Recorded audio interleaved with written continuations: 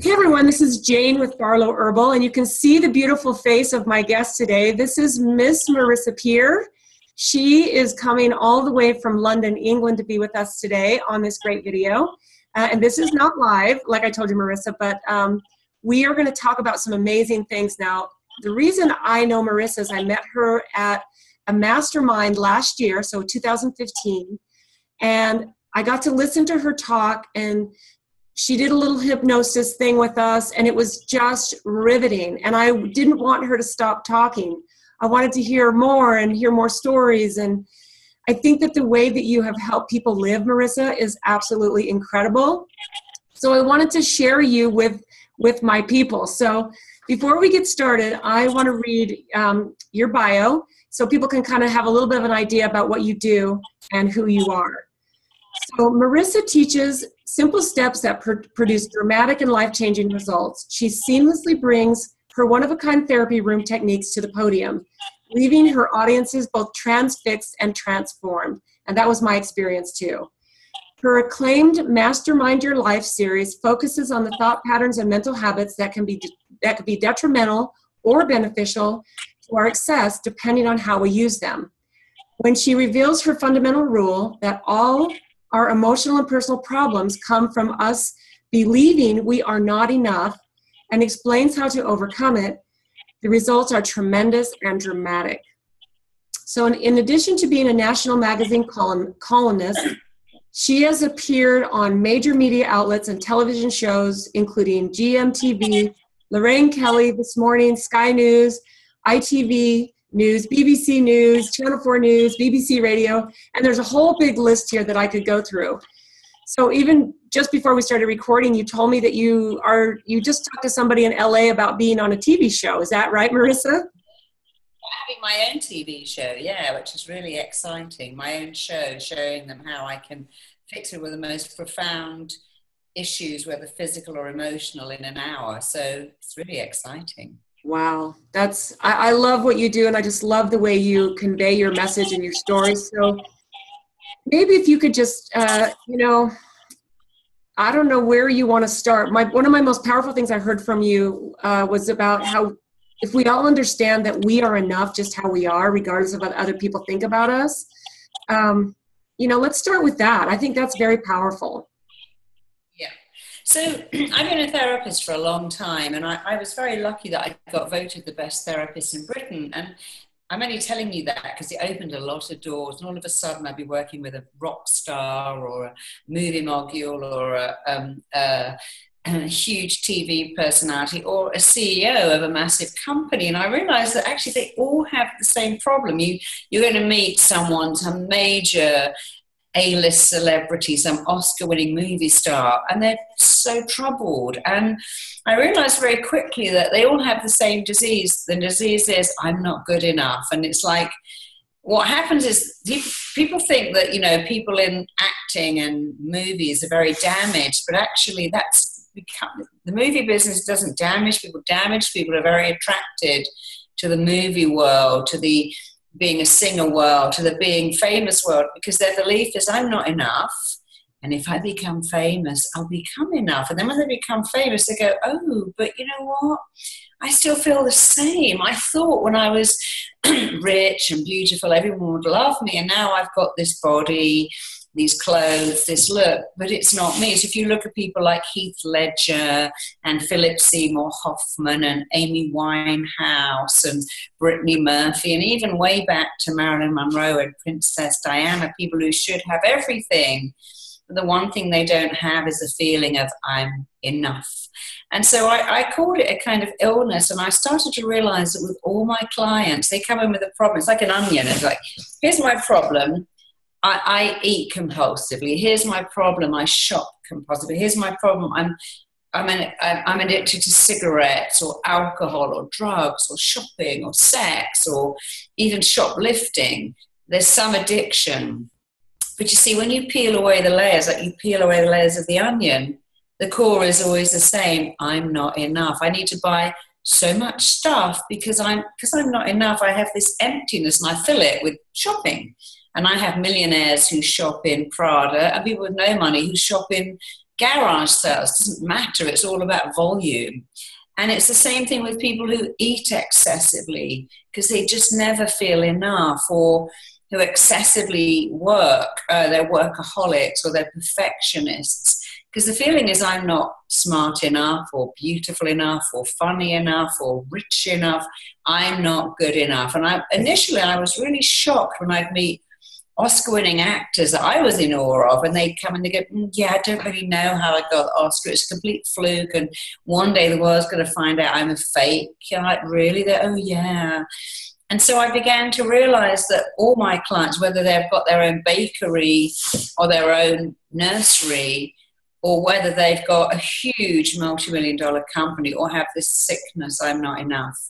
And it's a very modern illness because I go to Zimbabwe a lot. My friend has an orphanage there, and you don't see that there. But in our world, the media, it's what I call, we're overexposed every day to fake perfection more than ever. We go on Facebook, people have got these pictures of amazing bodies at amazing parties. It's not real. We open magazines, everyone looks like a tiny with these half grapefruit breasts stuck on practically on their shoulder blades, and we think, well, is that what you have to look like? Everyone's got perfect hair, and we're left thinking I'm not enough. And so for me, I always cure that when clients come in, whatever their issue, whether they've got bipolar depression or they're an alcoholic, because I've never met an addict in my whole life who thinks they're enough. They always think I'm not enough, and I drink to numb the pain. I take drugs to hide from my worst feeling, which is I'm not good enough. I drink for this false bravado. And so when I go right into that and start to say, well, look, you are enough. I've never met a baby that thinks they're not enough. If you take a newborn baby home from hospital, put it in a cupboard, it will scream for hours, actually days, because the baby's belief is, hey, who's coming to feed me, change me, play with me? I'm enough. A baby doesn't think, it's 4 a.m., I better not wake my mum up. They're like, I need some attention. I want to play. I want to be fed. I want to be held. Who can I wake up? It never occurs to them that someone else might not like that. And that's a good thing. So I really put back what nature gave you when you were born, an unshakable conviction that you are enough just the way you are. Babies never go, oh, don't look at me, I've got fat knees or milk spots, or I'm having a bad head, or I haven't got any hair. And you've got one tooth. I mean, I used to push my little baby along in her pram, who would look in and go, oh my God, your baby's so lovely. She never looked away. She never went, I'm having a really bad day, or I've got a really bad diaper. She'd smile and giggle and kick her little legs because she knew she was absolutely gorgeous. And the same when you get kittens or puppies and they run up and they know. But if you ignore them or kick them or shout at them, eventually they run behind the fridge and think, maybe I'm not enough after all. So I believe that whatever your issue is, if you start every day going, I'm enough, I always have been enough, I always will be enough, I am enough, it actually changes your whole life. And you might notice I have it written all over my house. I have it on every mirror in my house. I write it in lipstick, I write it in eyeliner. I have it on cushions, I have it on glasses. My little girl used to make me cakes and ice them with it. It's become my motto. Someone just sent me these really lovely T-shirts with it written on them. So I have artwork with it on because I so believe in it. And you see, people come to me and go, you know what, I tried that, positive affirmations. I woke up every day and went, I'm a goddess. And my brain went, no, you're not a goddess. You've got cellulite. When you take your bra off, what was up here is now down there. That's not a goddess. Or how come you're driving around in this tinny little car if you're a goddess? Or go, yeah, I'm a rock star. I'm singing that song by Shrek. Hey, yeah, I'm a rock star. I got my rock moves. And your brain goes, but you share an apartment with 5 foot people. You haven't even got your own bedroom. That's not a rock star. So when you come up with this, I'm a goddess, I'm a rock star, your brain goes, But when you say, I'm enough, it goes, well, of course you're enough. Of course you're enough. Your brain will never argue with that. And sometimes we do go, yeah, but I'm not really enough because look, I'm wearing these clothes from Target. And then you go, okay, I'm wearing clothes from Target, I'm still enough.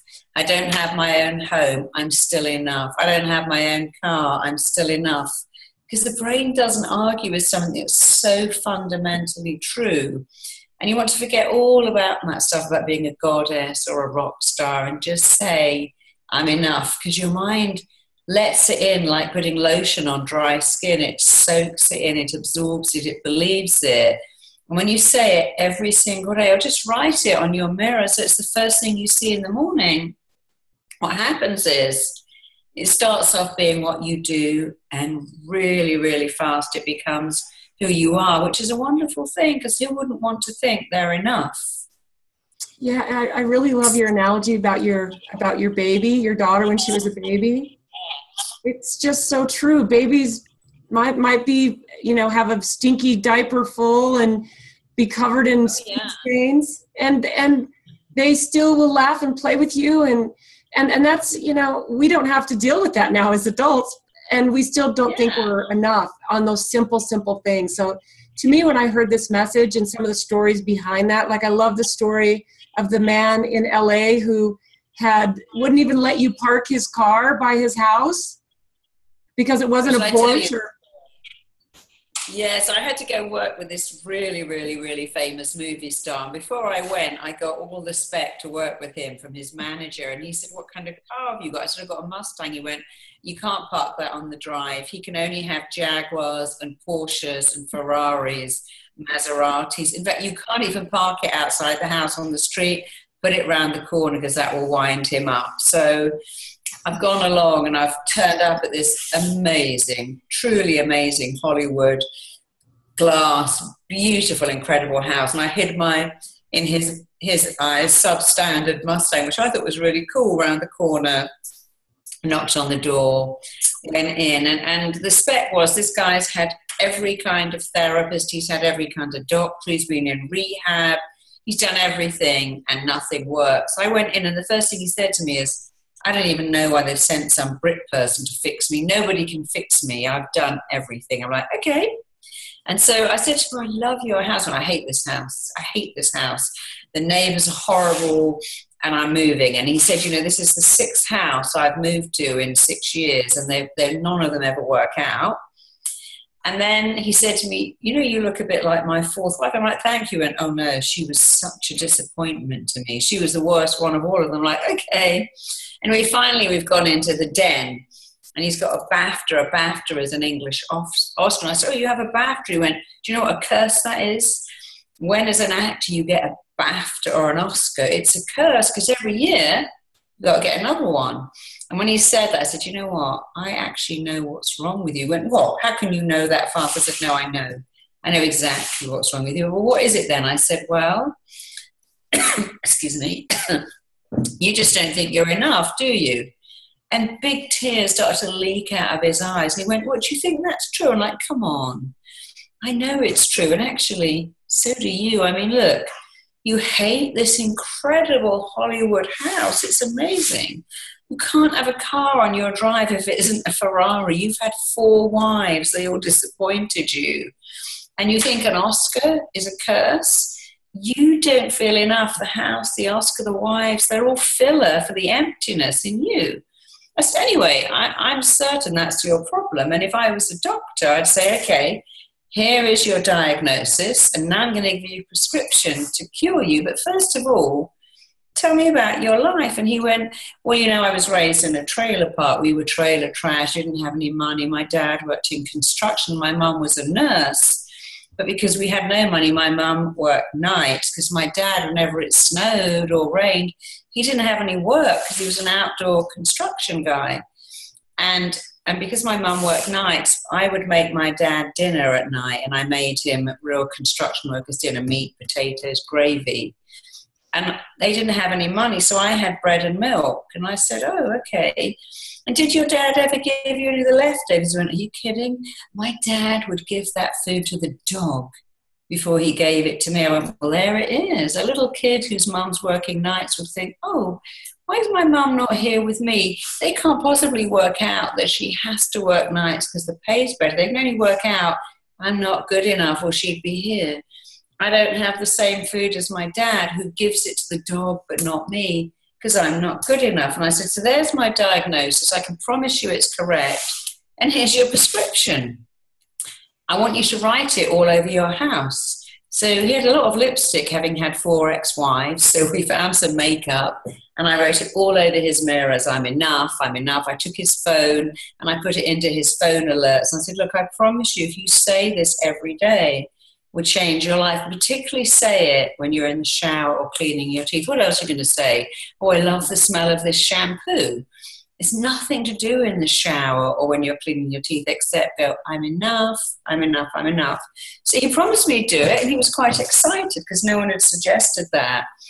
And several weeks later, I was on my lot at my studio, and I saw someone quite far away from me in the distance undoing his pants and his shirt. And I thought it was some weirdo taking his clothes off over there. But as I got closer, it was him, and he went, look. Opened his shirt, he said, look how much weight I've lost. I have lost over 20 pounds just from saying I'm not enough. It's changed my life. I said, well, it does that. That's why I told you to do it. And he went, no, but it's really changed my life. He said, guess what I've done? I said, what? He said, I've sold the Porsche. I've got a Mini. He said, now I'm not a fat, cranky bastard. I don't even need those cars. And he said, I'm dating a hairdresser. I've only dated models and actresses my whole life. I've got a normal girlfriend. She's lovely. He said, and my neighbours are actually really rather nice. He said, I don't need to sell my house. They've come over for lunch and they're really rather lovely. I said, of course, because it was you. He said, I know. I never knew that. He said, but now every day I say I'm enough. And about a year after that, he called me and went, guess where I am? I said, I honestly don't know. He said, I'm in Iceland and I'm fishing, and guess what else? I said, what? He said, I'm happy. I've never been so happy in my whole life. Those 3 little words changed my life. And in fact, you know, I have a school and I'm teaching a lot of graduates my method. I'm training people. And today, one of my graduates sent me an email and said, you know, I'm moving house. And my removal man said to me, excuse me, why do all your mirrors say I'm enough? And she told them, and they immediately booked a session with her. She said, that's so cool. I got a booking from my removal man who said, I want some of that. And my plumber came in and said, why have you got that all over your house? And I told him, and when he came back a few weeks later with my part to fix my toilet, he said, you know, I've written this on in my house, and it's changed my son, who was really cranky, but also my wife, who was going through the menopause, and they love that. When I was in Ibiza last week, I bumped into someone and he said, you know, I